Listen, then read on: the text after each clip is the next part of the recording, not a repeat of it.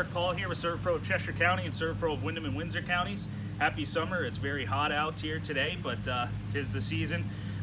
Good day to go hop in a pool, hop in a pond, river, whatever it is. As we all know, water can be a lot of fun. It can be very refreshing on a hot day like this, but of course it can also cause a lot of damage to your building or to your property. We're on site today with this episode of SERVPRO On-Site and checking out a residential building that our crew's working on in Southwestern New Hampshire. Let's go take a look. So here we are, we're actually on the third floor of this residential building where the damage actually occurred and started. I'm actually going to bring out crew chief for this project from SERVPRO. This is Josh. Josh, how are we doing, bud? How about you? Good, good. So take us through and we'll follow through where the problem originated. Here in the bathroom, I guess?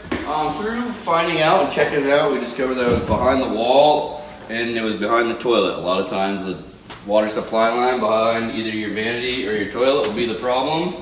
And it went down and out a bit. And we kind of just started taking walls, floors, carpets came out. Sure.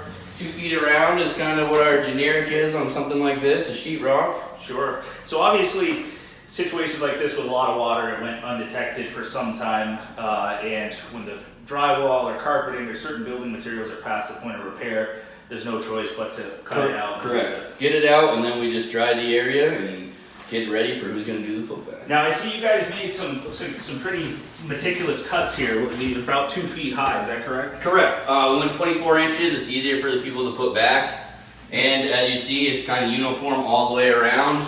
Sure. Easy to dry, easy to put back, and easy to paint and put everything back together. How about beyond the wall? Was there insulation? There is on these exterior walls. There's batted insulation, which we see a lot of the times. Nothing in the ceilings so far that we've had to deal with, but all the walls, we pull that out, cut it at 2 feet, and dispose of it. So I can imagine the floor below us probably had more substantial damage. It was definitely, there was some stuff down there. It was definitely hammered pretty good with the water. Well, let's go take a gander downstairs, see what we can see down there. Let's do it. Now we're underneath where we just were on the second floor in the unit directly below the residential unit upstairs. As you can see, water has to go somewhere, and the first place it wants to go is down vertically. So as you can see here, Josh, this looks like a very affected ceiling here. You can see the tape coming apart at the seams. So what's the game plan in here? Here, we're going to see as we pull it all down, like upstairs, kind of the same kind of cuts where it's affected and not affected. We're going to add our equipment. We're going to dispose of everything that is good to go. It kind of looks better over here if you want to look. This is kind of the finished sort of product. We're working our way. Oh yeah. You pull the ceiling, pull the walls, dry everything right out after we clean it. So it looks like obviously once you get things opened up, ceilings down, remove any insulation that may be wet. So we're going to get things cleaned up and then install high-powered drying equipment, of course.